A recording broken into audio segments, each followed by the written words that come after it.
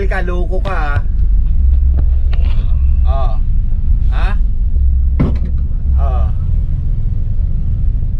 Gago ka. Galit kanina eh. Alam, pulis din yun. Alam, barangay. Barangay. Abay.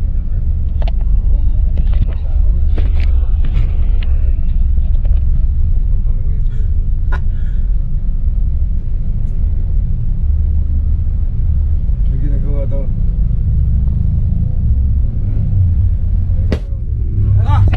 Maninira ka.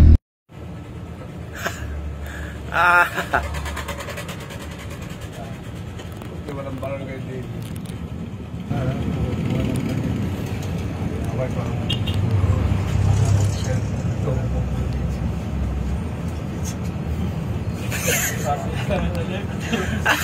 Panas kayo na ito. Magbabiral ka, loko ka ha.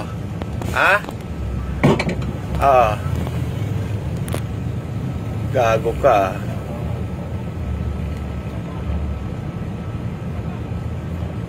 Galit kanina eh.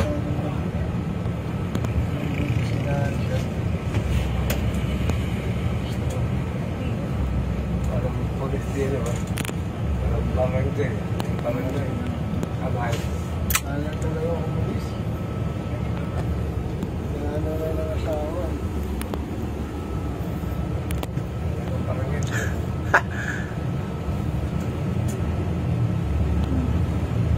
May ginagawa daw.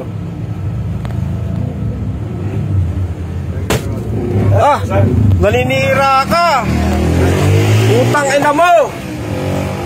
I-report kita. Utang na bar, kamuhakan mo ka pare. I-report mo.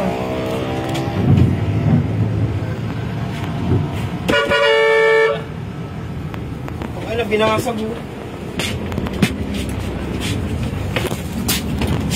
Sit down tayo, police. Kung patakasin, putang ko. Kung patakasin. Ito ko malis ka siya. May bata, wag. Wala na. Mamay mo lang.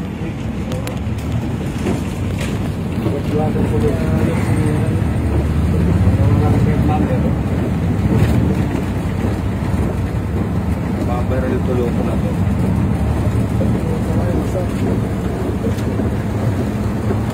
Binasag guys, oh. Mababaran nyo ang to. Video mo yung pare. Ano na video mo yung pare? Dapat pa ako ng pagbasa. May plate number naman dito. May plate number.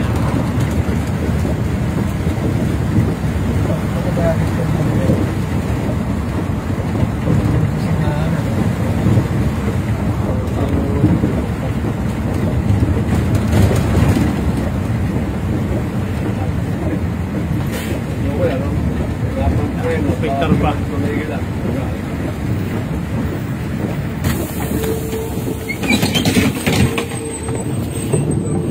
Iba-iba. Pare, sinuntok na nga natin, oh. Yun yung Driver doon. galing driver. Yung swerte na yun. Abulin mo, palagpagan mo to sa amin? May bata eh. Ha? Di ba taang? Karga. May sakay na estudyante. Kailan? Ngayon. Alin ka dyan? Ayun yun. Okay. Black na yun. Di ba sinuntok? Bumili. Gagamit kayo. Ngayon, pumasok. Ba't sinuntok? Ay, ano, bagal sa gitna. Tapos nung binasinan lang, may galit na siya. Hindi mo ako ang plate, ano? Nakuha ka dito? Naka-video yan eh. Naka-video. Oo, naka-video. Ano yun? I-report natin? Nare-report, oo. Sa dyan. Oo. Nagarito naman yan eh. Loga. Oo, dyan yan. Loga ako na. Okay na ba? May music. Umalis daw?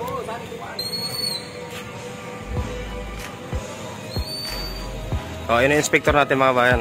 Inaasikaso yung report natin. Blatter. Dito sa Batangas Police Provincial Office, Cuenca Municipal Police Station. Salamin natin mga bayan. Ayan, oh, sinuntok. Ang lambot pa naman ito kasi wala na tong brace. Sira na nga ito eh. Oh. Kasi wala nang sealant yan dito. Oh. So, bulok na nga si 296. Sinira pa. Kung ito yung sinuntok niya, hindi niya mababasag to. Kasi matibay pa yan eh. Ito, wala nang katibay-tibay ito. Wala nang sealant to dito. Oh. Umaangat na. Kaya ayan, nabasag. Kalat yung bubog dito sa atin. Oh. Wala naman tayong ginawang masama sa kanya mga bayan eh. Binisinahan lang natin, nagalit pa. Tapos ayaw tumabi, humihinto pa bigla-bigla sa unahan natin. Diga, sinuntok pa yan dito. Tsaka yung side mirror natin mga bayan, oh. Bumugsok. Bumilo ng ganyan, pinalo niya eh. Oh. So pagbabayarin natin siya mga bayan, kailangan pagbayarin ng DLTV yung ginawa. Oh. Tingnan mo yung ginawa niya, oh. Dayo pa siya dito sa Pilipinas mga bayan, kano. Tapos ganun pa siya katapang. Hindi pa pwede yun. Hindi papayag DLTV dyan. Hindi dyan papayag si Big Boss mga bayan. Yan, dahil bubog oh. Yan, bahala na yung abogado ni Big Boss mag-imbis na ganito. Yan mga bayan, so hindi na natin pinatulang kanina yung kano. Kasi maabala pa tayo lalo eh. So nakuna naman natin yung ano, yung plate number niya, tsaka yung pagmumukha niya. So kilala naman yun dun sa Cuenca. Bali sa ako pa ng Cuenca yung pinangyarihan ng kalokohan ng tao na yun, oh. Masyadong matapang, naninira ng gamit. So yun, patulong naman sa DLTV dyan, sa company namin. So yun, kayo na bahala magkaso dun. Kasuhan nyo na lang. So, i-report nyo. So, kailangan niya mga bayan panagutan yung ginawa niya dito sa bus natin. So, masyadong matapang, masyadong agresibo. So, hindi ko na pinatulang kasi inisip ko yung trabaho ko, diba? Mas mahalaga pa rin yung trabaho natin kaysa patulan mo yung walang kwentang ganung pag-uugali, diba? So, yun. Aga-aga. So, second trip tayo from Manila. Tapos, ganun yung nangyari. So, nangyari mga bayan, mabagal siya kasi, mabagal na sa gitna. So, binusinahan ko, malawag na dito sa gilid. Ayaw tumabi. Isang busina nga lang, isang busina lang eh. Marami naman nakasaksi yung mga pasahero ko. Kaso, nagalit, namamakyo na, panayempakyo. Tapos, bigla tayong hinintuan sa ano, sa unahan, dun sa may field raids. Sa Cuenca nga. Tapos yung bumaba. Bah, nagalit ah. Parang sarili na yung kalsada. So, yun. Binasag yung salaman natin. So, patulong na lang tayo sa DLTV, sa company. So, may abogado naman yung company natin. So, sila na yung bahala may ibig. Tsaka re-report na rin ng inspector doon mga bayan sa police ng Cuenca kasi sinend ko na din naman sa kanya yung video. Tsaka mga bayan, meron naman tayong video. So, hindi nagsisinungaling yung video. Diba? Kompleto detalye kung ano yung ginawa niya, kung anong ginawa niyang kalokohan dito sa bus natin, no? So, pinipilit pa nga pumasok dito. Gusto talaga ng gulo eh. So, mas inisip ko pa rin yung trabaho ko, 'di ba? Mas mahalaga yung trabaho kaysa sa kanya walang kwenta. Hindi pwede yung mga bayan. So, bahala na yung DLTV yung mag-imbestiga doon. Yun. So, ipopost natin to. Hindi lang natin ipapakita yung mukha ng kasama niya. Tsaka yung pagmumukha niya. Iba-blurred natin para bilang pagrespeto pa din. Pero yung plate number nung sasakyan niya, papakita natin. Para hindi, ipa-private na lang natin yung plate number, iba-blurred natin.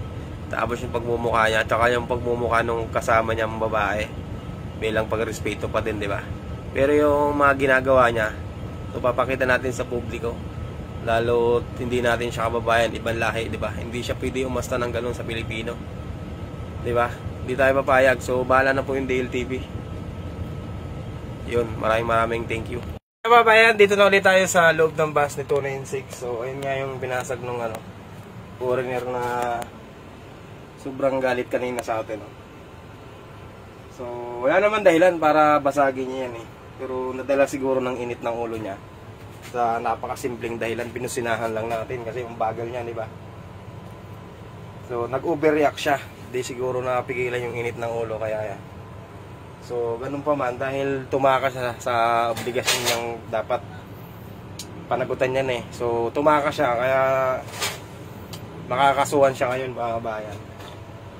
So yung company yung bahala sa kanya. So yun. So maging aral sana to sa atin mga kabayan na wag nating pairalin yung init ng ulo lalo sa mga kaparehas kong driver na sa kalsada, laging may kagit-gitan ano. So wag naman ganyan, mas over ano naman yan, di ba? So overreact naman yan. So muntik pa nga, sinuntok pa yung yung ano na yun, salamin. Tsaka yung side mirror natin, buti hindi nabasag, di ba? Kaya mananagot siya sa ginawa niya mga kabayan, lalo't hindi naman siya natin kalahi. Isa pa yun, ang yabang niya, hindi naman natin siya kalahi, di ba? Kaya pananagutin natin. Bahala yung kumpanya sa kanya magkaso mga kabayan. Paninirang ari-arian, di ba? So ngayon, naabala yung natin, trabaho. Tapos, naabala pa yung biyahe ni 296, di ba? Naabala yung kita ng bus, pati yung kita ko apektado. So yun, hintayin natin yung tawag ni Pacquiao kung ipapadala ba to sa rancho para palitan ng salamin, kasi hindi pwedeng ibiyahe ito mga bayan, nabasag yung salamin. Hintay tayo ng ng order ni Pacquiao. Low. Low lang, low. Ayan pa ko, side mirror, pumikso ko na. May low naman Yan si Pacquiao. Low. Say hi! Say hi! Ito, paano yan pag side mirror sa side mirror? Side mirror natin mga bayan, nakababa na, di ba? Ayan o, kitang-kita na, bugsok na. Yan mga bayan, dito na po tayo sa rancho, yan o. Diba? Ito naman yung mga quality bus. Dito naman tayo mag-video. So ito yung 264, ito yung kukunin ng kasama natin kanina. Diba? Ito na naman yung Asia Star Uy, quality ayan, mga ready na tumakbo yan. Driver na lang kulang. Tsaka yung 5135, ayun yan. Upuan na lang kulang yan. Biyaheng Lucena. Ito yung driver na kasama natin kanina. Okay na, ito 6.4 mo? Ayun na, ready na yan. Basta nakalabas na yan, ready na yan. Ayaw mo nito? Yung katabi. Ayaw mo yan? Biyaheng malayo yan, isa. Ganda no? Layo sa forma ng ano mo. Wah. Tingnan nyo mga bayan yung forma ng Asia Star. Tsaka, dyan ka sa gitna. Picturean kita. Tayo ka, ganyan ka. Yan. Ayos na. Yan mga bayan, ayun na si 296. Yan, sa likod natin. So, yun, pauwi na tayo. So, iniwan na natin yung kay Chip Aye. Siya na yung bahala dyan. So, nasin na rin natin yung video. Tapos yung picture, tsaka yung salaysay natin, andun na rin. So, yun, let's go mga bayan. Maraming salamat sa inyo pong suporta. At gabayan po lagi tayo ni Lord sa ating mga biyahe. Yun, sa mga katrabaho ko, shoutout po, maraming salamat sa suporta. Yun, ingat palagi, in ride safe.